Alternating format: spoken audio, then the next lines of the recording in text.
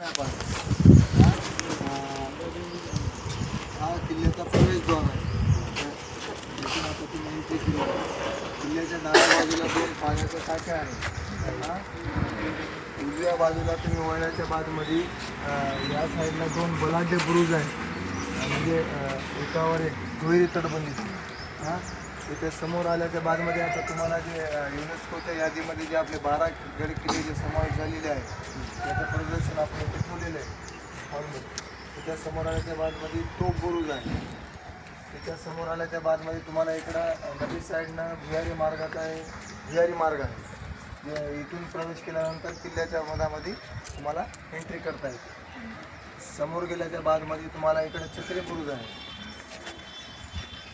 त्यानंतर किल्ल्याच्या मधोमध तुम्हाला फाउंटेन आहे, म्हणजे कारंजी पुष्करणी.